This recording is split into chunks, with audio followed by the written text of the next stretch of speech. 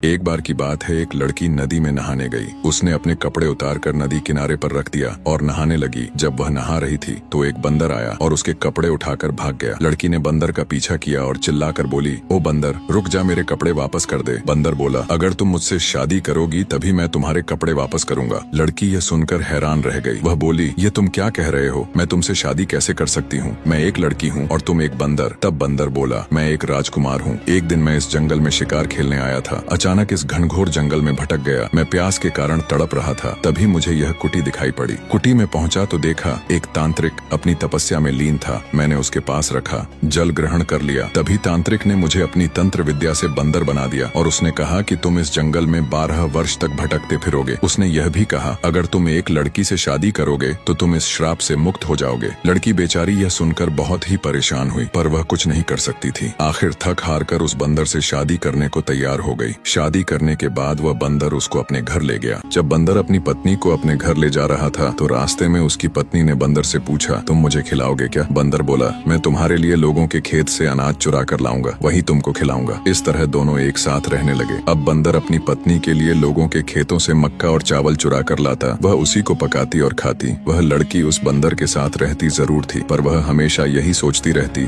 कि किस तरह वह बंदर के घर से भाग जाए। एक दिन जब उसका बंदर पति बाहर गया हुआ था तो उसने उसकी बूढ़ी माँ जो उसी घर में रहती थी उसे मार दिया। उसकी पत्नी ने उसकी खाल पहनकर बैठ गई। जब बंदर घर वापस आया तो उसने माँ को देखकर पूछा, माँ, मेरी पत्नी कहाँ है? उसकी पत्नी जो उसकी माँ बनी बैठी थी वह बोली, बेटा, मुझे क्या मालूम तेरी पत्नी कहाँ है, कहीं भाग गई होगी। यह सुनकर बंदर पति बहुत गुस्सा हुआ और बोला, तुमको नहीं पता कि मेरी पत्नी कहाँ भाग गई? अच्छा तो यही है कि तुम भी कहीं भाग जाओ। इतना कहकर उसने कई बार डंडे से पीटा। लड़की यह सुनकर बहुत खुश हुई और बोली, ठीक है, यदि तुम मुझे इस घर में नहीं देखना चाहते तो मैं अभी इस घर से चली जाती हूँ। इतना कहकर बंदर पत्नी जितनी तेज भाग सकती थी उतनी तेज वहाँ से भाग निकली। भागते भागते वह एक घनघोर जंगल में जा पहुंची। वह बहुत थक गई थी तो उसने सोचा, घर बहुत दूर है, क्यों ना थोड़ा आराम कर लिया जाए। उधर बंदर पति ने अपनी माँ के शरीर के कंकाल को देखा तो उसके पैरों तले जमीन खिसक गई। उसने सोचा, हो न हो सारी करामात मेरी पत्नी की ही है। इतना कहकर वह जोर जोर से चीखने चिल्लाने लगा। उधर बंदर पत्नी कैसे भी करके अपने भाइयों के घर पहुंच गई। उसने अपने भाइयों से आदि से अंत तक सारा हाल कह सुनाया। उसने अपने बंदर पति पर एक से बढ़कर एक जान से मारने के इल्जाम लगाए। ये सब सुनकर उसके भाई भी बहुत गुस्सा हुए और बहन के पति को अपनी बंदूक से गोली मारने चल दिए। बंदर के घर पहुंचे तो देखा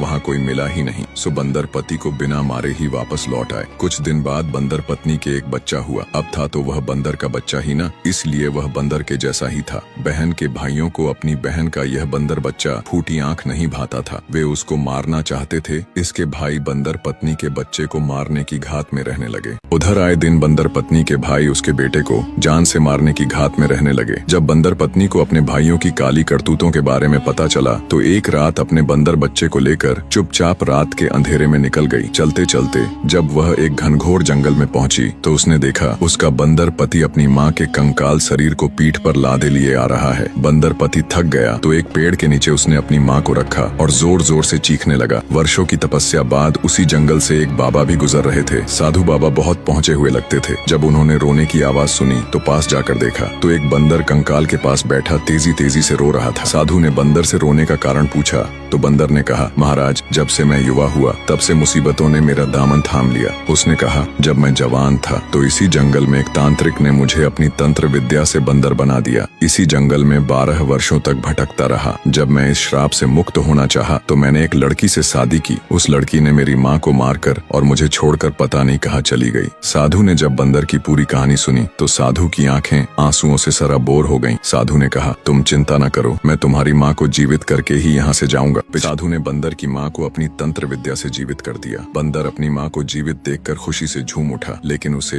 एक गम भुलाए भी नहीं भूलता, उसकी पत्नी का जो उसे बेवफाई करके छोड़ गई थी। बंदर और उसकी माँ दोनों घर जाने लगे। उधर बंदर पत्नी अपने बेटे के साथ छिपी यह सारा माजरा देख रही थी। अचानक उसका बंदर बच्चा गायब हो गया। बंदर पत्नी ने इधर उधर देखा तो बच्चा कहीं नजर न आया। तो बंदर पत्नी चिल्लाकर बोली, हाय, मेरा जान से प्यारा बच्चा कहाँ गया? हे भगवान, तूने ये क्या किया मेरे साथ? नैहर में पति, छूटा ससुराल में भाई, बचा कुचा एकमात्र सहारा, तूने मेरे बेटे को भी छीन लिया। इतना कहकर रोती बिलखती जंगल में भटकने लगी। बहुत ढूंढा पर बंदर बच्चा कहीं नहीं मिला। थक हार कर बंदर पत्नी एक पेड़ के नीचे बैठकर अपने कर्म को कोसने लगी। उधर बंदर बच्चा बड़ी मौज के साथ जंगल में टहल रहा था। जब रात हुई तो उसको उसको माँ की याद आई। इधर उधर देखा पर माँ कहीं दिखाई न पड़ी तो उदास होकर एक पेड़ की डाल पर बैठ गया और वहीं सो गया। जब सुबह हुई तो उसी रास्ते से एक शिकारी गुजर रहा था। जब उसने बंदर बच्चे को देखा तो उसकी खुशी का ठिकाना न रहा। जब शिकारी ने बंदर बच्चे की आंखों में झांक कर देखा तो वह सब समझ गया, जिस कारण से बंदर बच्चे को मारने की बजाय उसे पालने का निश्चय किया। उधर मुसीबतों की मारी कर्म की अभागन बंदर पत्नी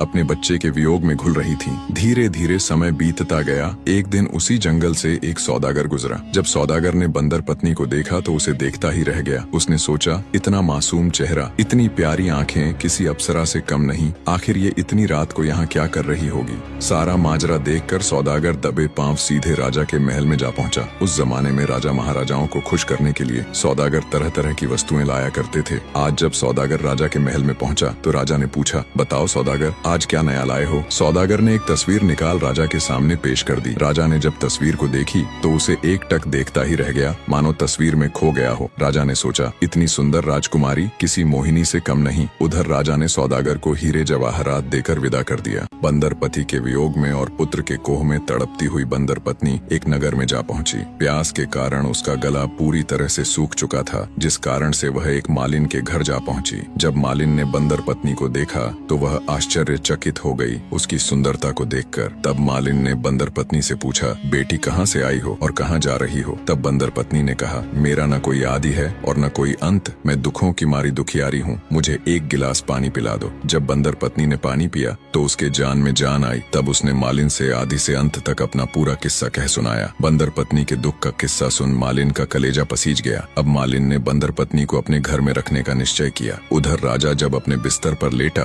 तो उसे रह रहकर उस तस्वीर की याद सताए जाती जो उसको सौदागर ने दिया था। राजा ने इतनी सुंदर राजकुमारी अपने जीवन में तो क्या सपने में भी नहीं देखी थी। यह सोच सोच कर रात भर करवटें बदलते रहा, लेकिन राजा को नींद न आई। राजा पूरी तरह बंदर पत्नी के प्यार में पागल हो चुका था। राजा की किसी तरीके से रात कटी। सुबह होते ही वह सज संवर कर एक से बढ़कर एक इत्र लगा अपने शाही घोड़े पर सवार होकर निकल पड़ा बंदर पत्नी को खोजने। उधर बंदर पत्नी मालिन के घर रहती और एक से बढ़कर एक फूलों के हार बनाती। भगवान ने बंदर पत्नी को अपार सुंदरता तो दिया ही था, साथ में बुद्धिमता भी। लेकिन बंदर पत्नी को रह रहकर अपने बंदर पति और बेटे की याद सताए जाती। लेकिन करती तो क्या करती। उधर बंदर पति को श्राप के 12 वर्ष पूरे हो चुके थे, जिस कारण से बंदर से एक राजकुमार बन चुका था। बंदर पति भी उसी नगर में रहता था जिस नगर में बंदर पत्नी रहती। उधर बंदर पत्नी के प्यार में पागल राजा जंगल में जा पहुंचा। उसने खोज अभियान शुरू किया, बहुत खोजा, लेकिन बंदर पत्नी कहीं नजर न आई। और आए भी कैसे जंगल में हो तभी तो। वह तो मालिन के घर रहती। सुबह होते बगीचे से फूल तोड़कर लाती और खूबसूरत माला और हार बनाती। थक हार कर राजा वापस अपने राज्य आ गया था। चेहरा उदास, बेचैनी छाई हुई। उसे बस एक ही चीज दिखती, वह थी बंदर पत्नी। आज जब राजा के दरबार में फूल मालाओं से सजी थाली मालिन लेकर आई तो उसमें कुछ अलग चमक थी। रोज की तरह मालिन ने थाली राजा को भेंट कर अपने घर चली गई। राजा ने जब फूल और हार से भरी थाली देखी तो वह देखता ही रह गया। उसने मालिन से कहा, फूलों की खूबसूरती और हारों की बनावट मुझे भा गई है, इसलिए तुम्हें मुंह मांगा इनाम दिया जाएगा। मालिन ने कहा, महाराज, इस इनाम की हकदार मैं नहीं, मेरी परदेसी बेटी है जिसने इसे मोतियों में पिरोकर डिजाइन किया है। तब राजा ने मालिन से कहा, फूला, कल अपनी परदेसी बेटी के हाथों फूलों का हार भेजना। फूला हाँ में हाँ मिलाती हुई अपने घर चली गई। उधर एक दिन उसी नगर से वही शिकारी बंदर बच्चे को लेकर गुजर रहा था। जब बंदर पत्नी की नजर अपने बंदर बच्चे पर पड़ी तो वह चिल्लाकर बोली, हाय मेरा बेटा, रुको रुको। इतना कहकर चिल्लाती हुई दौड़ पड़ी। देखते ही देखते पूरे नगर की जमावट भारी संख्या में तब्दील हो गई। लोग देखकर आश्चर्यचकित थे कि एक औरत का बंदर बच्चा कैसे हो सकता है। तब शिकारी ने बंदर पत्नी से बंदर बेटे के बारे में पूछा तो बंदर पत्नी ने अपने बेटे और बिछड़े पति के बारे में पूरी कहानी कह सुनाई। अपने बंदर बेटे को लेकर मालिन के घर जा पहुंची। अब बंदर पत्नी सुबह में फूलों के हार बनाती और शाम को अपने बंदर बच्चे के साथ खेलती। जब मालिन घर पहुंची तो उसने बंदर पत्नी से राजा की पूरी बात कह सुनाई। मालिन की बात सुन बंदर पत्नी को थोड़ा शक हुआ, लेकिन फिर भी वह फूल तोड़ने बगीचे में चली गई। जब बगीचे में पहुंची तो उसने देखा कि एक राजकुमार भी उसी बगीचे में टहल रहा है। राजकुमार को देख बंदर पत्नी के पैरों नीचे जमीन खसक गई, क्योंकि राजकुमार कोई और नहीं बल्कि वर्षों पहले बिछड़ा